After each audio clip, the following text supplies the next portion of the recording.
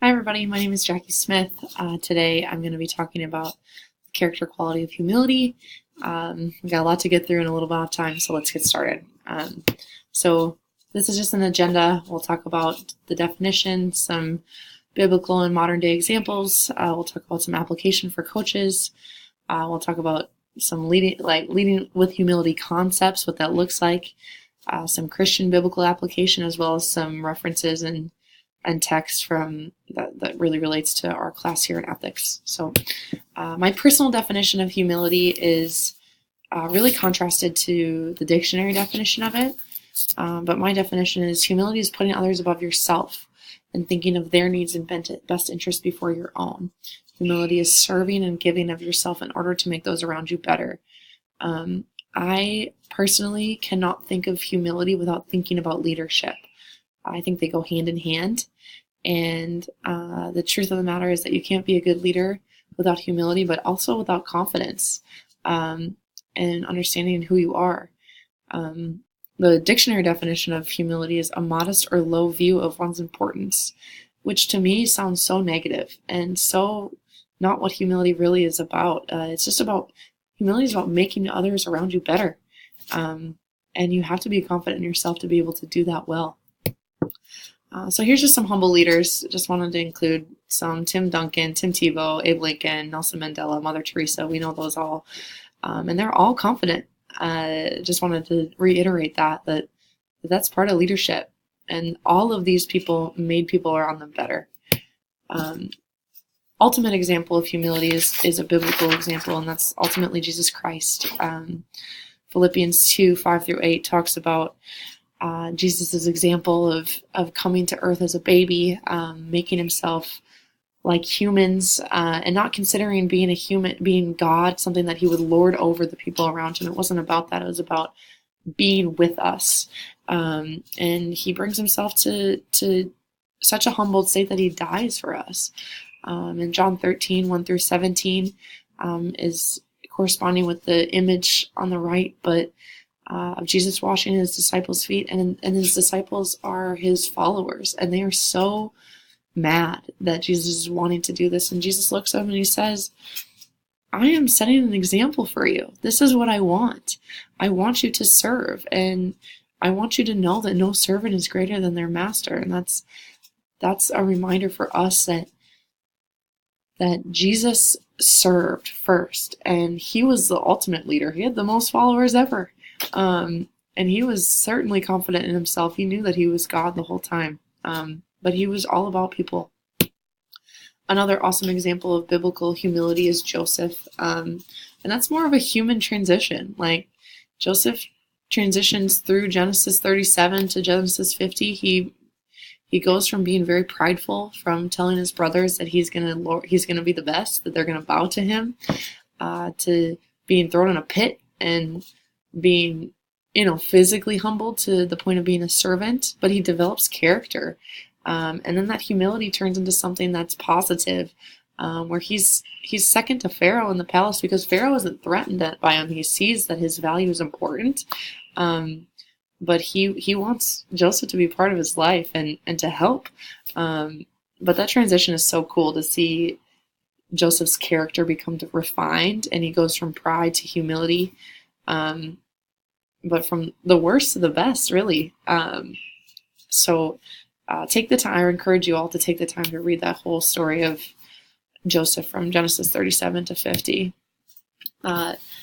A modern day example of humility is Mike Trout, and Mike Trout is a 7-time MLB All-Star. He's a multiple MVP winner. He's the best player in the game currently. He has all these reasons to be confident and cocky, frankly, in himself. But he is also well known among the league as being one of the most humble, servant-hearted guys ever. And this quote by Mike Morin comes from a story done on Mike Trout and his humility, and he talks about Mike Trout asking him to get lunch and to go golfing with him, and Mike Morin's like, I don't have time, I got all this stuff to do. And Mike Trout's like, okay, give me your food order, tell me where to pick up your golf clubs, I'm gonna go pick up food, so we can still do this because I want to spend some time and get to know you and hang out. And this guy wasn't even on the team yet. But Mike Trout is just so not about himself. He's to the point where he's running errands for this guy because he wants to make those around him better. He wants to get to know people he serves, and that's how he leads. Another great example of this is Tony Bennett. He's the head men's basketball coach for University of Virginia. And Tony Bennett notices and cares for people. He's experienced so much success as a head basketball coach, but truly one of the most humble coaches around. Just Midwest, aw shucks type personality. And he really notices and cares for people. Truly, some of the articles that I read on him as I was researching this assignment were of examples of him sitting with the bus driver and having dinner with him instead of his staff, calling out a press reporter for the haircut that he got because he noticed, being excited and taking pictures with every single fan that came into for a Meet the Team day. He was so excited to meet every fan that came in because he just cares. But he truly leads by example. He has a big picture perspective. And I'll just share this video quickly of him talking about his impact with his team. So here we go. On the court, how does humility play out for our players? And off the court, there's a great proverb that says, man is tested by the praise he receives. Actually, it says the furnace tests gold. They talk about in that gold used to be heated up, and if there were any impurities in it, it would come to the surface. The crucible, the hammer tests silver. They used to pound on silver to see how good it was. But the last part, but man is tested by the praise he receives. And I think about that with our young men. They're in a spot where they're adored, they're idolized, and you talked about a buzzword of mindfulness. I think a buzzword is entitlement nowadays. And that's the thing you see in this society. And having played in the NBA, you're put on such a pedestal, and people they worship what you do, and it's not right. It shouldn't be that way. It's not real. It isn't. It is, and you look at these guys, and I think we try to talk about all the time what I was trying to say. This is a gift. This is a blessing, and as they say, pride goes before the fall. To understand how fortunate you are and to have a truly humble mindset, not false, not too high, not too low, I think is the way to go. So I think they're tested all the time.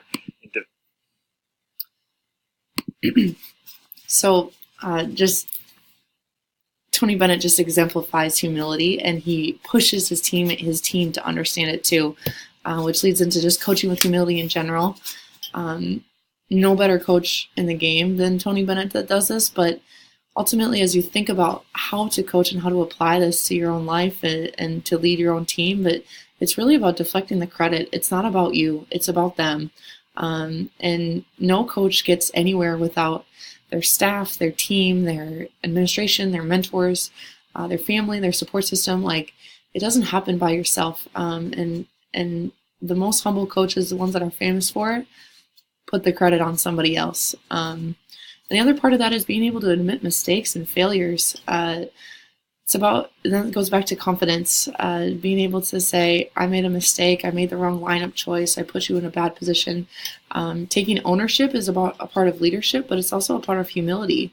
To know that you're not the greatest, you're not the bee's knees, you're not the best ever, and you're not perfect, you're going to make mistakes. But exemplifying that as a coach leads to respect and credibility as a coach. So just in the modern world, Leading with Humility, Good to Great is a great book by Jim Collins, where he discusses these 11 companies that are considered great. And he talks about a bunch of criteria that they go through, and it's a great read. But essentially the primary factor that makes a huge difference in leadership is the fact that these companies all have these level 5 leaders, which I'll talk about right here. But these level 5 leaders have this combination of humility and a ferocious will. So you can't be a great leader and without a driven, confident mindset that you want to achieve great things, but you also have to be humble. There's something to be said about being able to channel your ambition into something bigger than yourself. And Jim Collins really unpacks that in his book, Good to Great.